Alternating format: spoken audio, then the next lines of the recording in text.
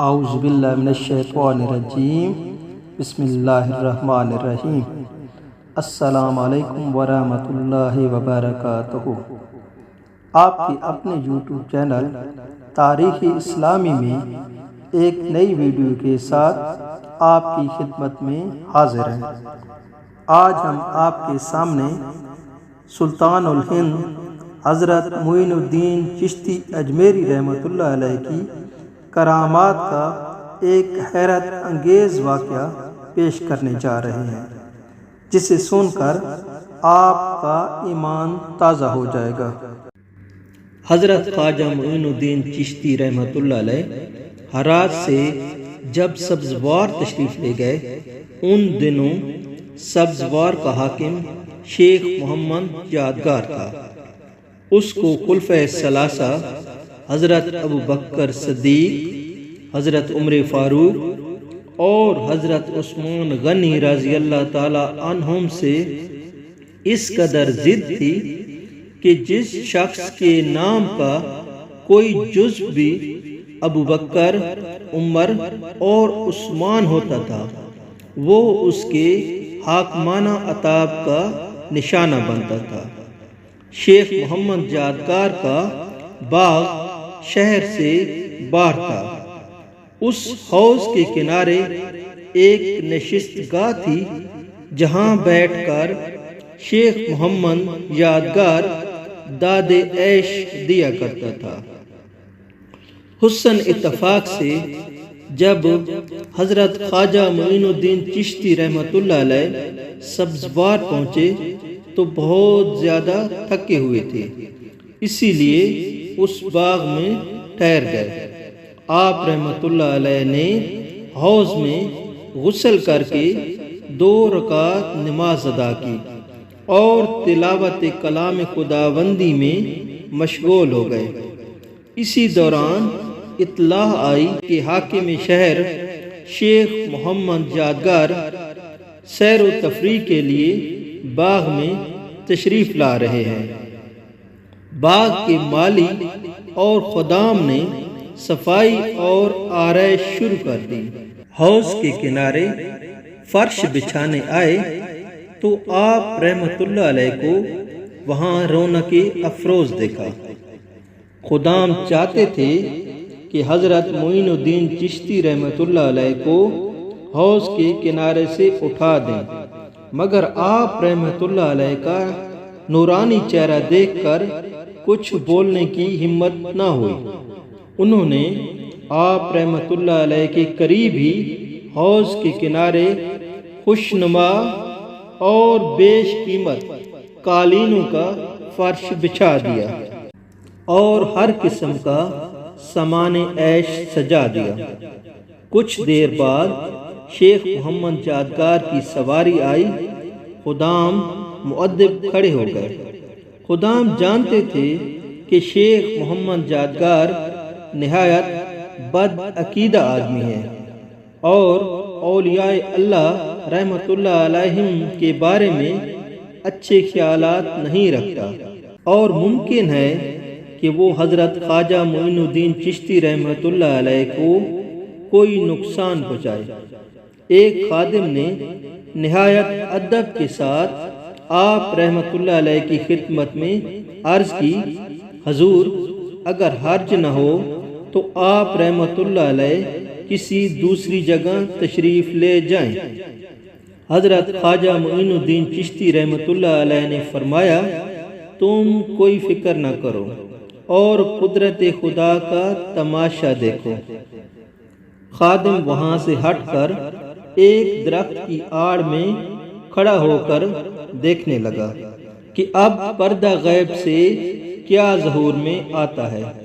تھوڑی دیر بعد شیخ محمد یادگار آیا تو حضرت خواجہ معین الدین چشتی رحمت اللہ علیہ کو اپنی جگہ دیکھ کر غصہ سے خدام سے مخاطب ہوا، اس فقیر کو یہاں سے کیوں نہیں اٹھایا؟ خادم خوف کے مارے کانپنے لگا اور اس کی زبان سے ایک لفظ بھی نہ نکل سکا۔ خواجہ معین الدین چشتی رحمت اللہ علیہ نے شیخ محمد یادگار کی طرف ایک جلالی نظر ڈالی تو وہ لرزہ بردام ہو کر گر پڑا اور مرغی بسمل کی طرح تڑپنے لگا۔ محفل عیش و نشاط ماتم کدہ بن گئی۔ خدام نظر جمائے آپ رحمت اللہ علیہ کو دیکھ رہے تھے۔ خادم نے حضرت معین الدین چشتی رحمت اللہ علیہ سے مدبانہ التجا کی، حضور یہ آپ رحمت اللہ علیہ کے مرتبہ شناس نہیں تھے، اس لیے ان سے گستاخی سرزاد ہو گئی، ان کا قصور معاف فرما دیجیے۔ حضرت خواجہ معین الدین چشتی رحمت اللہ علیہ کو تو شیخ محمد جادگار کی اصلاح منظور تھی، اس لیے خادم سے فرمایا بسم اللہ پڑھ کر اس کے منہ پر پانی کے چھینٹے مارو۔ خادم نے حکم کی تعمیل کی اور شیخ محمد جادگار کو ہوش آ گیا، مگر اب اس کی حالت بدل چکی تھی اور وہ حکومت کے نشست سے نکل چکا تھا۔ شیخ محمد جادگار نے حضرت خواجہ معین الدین چشتی رحمت اللہ علیہ کے قدموں میں اپنا سر رکھ دیا اور عرض کیا، حضرت میں تمام ممنوعات سے باز آیا، آپ رحمت اللہ علیہ میری خطا معاف فرما دیجیے۔ حضرت خواجہ معین الدین چشتی رحمت اللہ علیہ نے اپنے دست شفقت سے اس کا سر اٹھایا اور اصحاب کبار کے مناقب اس انداز میں بیان فرمائے کہ تمام حاضرین پر رکت طاری ہو گئی۔ اس کے بعد شیخ محمد جادگار نے وضو کر کے 2 رکعت نماز نفل شکرانہ ادا کی اور آپ رحمت اللہ علیہ کے دست حق پر بیعت ہو گئے۔ شیخ محمد جادگار نے اپنا کل مال و اثاثہ آپ رحمت اللہ علیہ کی خدمت میں پیش کر دیا۔ آپ رحمت اللہ علیہ نے فرمایا، جن لوگوں سے تم نے یہ مال جبراً حاصل کیا ہے اسے ان کو واپس لوٹا دو، تاکہ قیامت کے دن کوئی تمہارا ہاتھ نہ پکڑے۔ شیخ محمد جادگار نے حضرت خواجہ معین الدین چشتی رحمت اللہ علیہ کے حکم پر اپنا سارا مال و دولت ان کی حقیقی مالکان کے حوالے کر دیا اور جو کچھ بچ گیا وہ فقراء میں تقسیم کر دیا اور اپنے نفس پر عیش و آرام حرام کر کے اپنی منکوحہ کو طلاق دے دی۔ اس کے بعد وہ ہر وقت آپ رحمت اللہ علیہ کی خدمت میں رہنے لگا اور آپ رحمت اللہ علیہ پر اس قدر عاشق ہوا کہ جدائی ناقابل برداشت ہو گئی۔ حضرت خواجہ معین الدین چشتی رحمت اللہ علیہ سبزوار سے چلے تو شیخ محمد جادگار نے آپ رحمت اللہ علیہ کے ہمراہ جانا چاہا، مگر آپ رحمت اللہ علیہ بزرگ تھے، اس وقت تو اپنے ساتھ لے جانے سے انکار کر دیا۔ البتہ جس وقت ہندوستان روانہ ہوئے تو شیخ محمد جادگار کو اپنے ساتھ لے گئے۔ شیخ محمد جادگار مدت العمر تک آپ رحمت اللہ علیہ کے خادم بن کر رہے۔